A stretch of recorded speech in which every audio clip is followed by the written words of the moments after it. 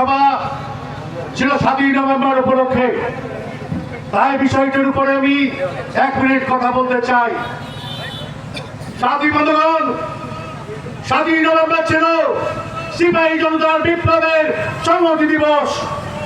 এই দিনে কি হয়েছিল আপনারা জানেন। শহীদ রাষ্ট্রপতি জিয়াউর রহমান মেজর হিসেবে এদেশের স্বাধীনতা ঘোষণা করেছিলেন, বলেছিলেন I major Zia I declare the independence of Bangladesh.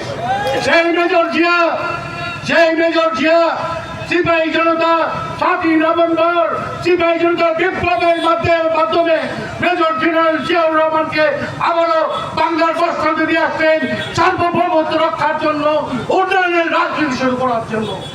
বন্ধুগণ, আজকে শহীদ রাষ্ট্রপতি জিয়াউর রহমানকে স্মরণ করে আল্লাহ যেন তার মাগফিরাত তার ব্যস্ত নসিব করুক এই দোয়া কামনা করে শুরু করছি।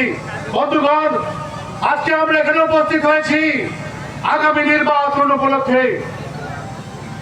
আপনারা জানেন আমাদের দল কোনদিন স্বৈরাচারের ভূমিকায় আসে নাই। আমাদের দলের প্রতিষ্ঠাতা শহীদ রাষ্ট্রপতি জিয়াউর রহমান বহুদলীয় গণতন্ত্র দিয়েছিলেন। দেশনেত্রী বেগম খালেদা জিয়া এই গণতন্ত্রের জন্য 9টি বছর রাজপথে আন্দোলন করে তত্ত্বাবধায়ক সরকার উনি এনে দিয়েছিলেন সাধারণ মানুষের ভোটের রক্ষার স্বার্থে। আবার জনাব তারেক রহমান স্বৈরাচার হাসিনার বিরুদ্ধে 24 ঘন্টার মধ্যে 16 ঘন্টা তিনি দলকে সুসংগঠিত করে সেই ভোটের অধিকারকে আদায় করার জন্য 5ই আগস্ট আমরা একটি ভূমিকা রেখেছিলাম। আমাদের ভূমিকাটা ছিল আমরা নির্যাতিত হয়েছিলাম, নিপীড়িত হয়েছিলাম। 16 বছর ধরে প্রকাশ্যে আমরা রাজনীতি করেছি। ঢাকা বিশ্ববিদ্যালয়ে ইসলামী ছাত্র শিবিরের মতো ছাত্র দল কিন্তু লুকিয়ে লুকিয়ে ছাত্রলীগের সঙ্গে কিন্তু রাজনীতি করে না। আমাদেরকে হাজার হাজার মামলা দেওয়া হয়েছে, আমরা কখনো লুকাইনি। সেই দলটি এই ভোটের অধিকারের পুষের যে আগুনটা চলছিল, এই 5ই আগস্ট কিছু ছাত্র নেতা সেটাকে প্রচলিত করেছে মাত্র, কিন্তু আন্দোলন শুরু হয়েছিল 17 বছর আগে। সেই আন্দোলনের আপনারাই ছিলেন, আপনারা সামনে করে জানেন আমাদের কয়েকজন নেতাকে হত্যা করা হয়েছে। আজকে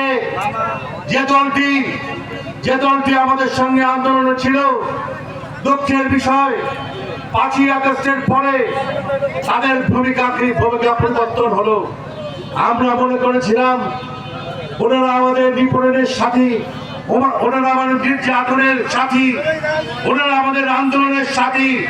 5ই আগস্টের পরে ওনাদের মাথায় কে কেউ ঢোকালো যে দলটি সর্বোচ্চ 8% ভোট পেয়েছে, তারা বাংলাদেশের জনগণের ভোটে কিভাবে নির্বাচিত হয় আপনারাই সেটার বিচার করেন।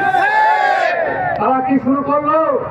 তারা প্রথমে বললো এক সাপের 2 বিষ, একটা নাকি ধানের শীষ। মুনাফিকেরই তো একটা সীমা থাকে। আপনাদেরকে আমরা লালন পালন করেছি এই সাক্ষীরায় 8-8টি বছর। আমি সভাপতি ছিলাম, আমি 8-10টি মোটরসাইকেল পরিবর্তন করে আপনাদের নেতার সঙ্গে আমাদেরকে দেখা করতে হতো, আপনাদেরকে সাহায্য সহযোগিতা করতাম। কিন্তু আপনারা আজকে আমাদের বিরোধিতা করছেন।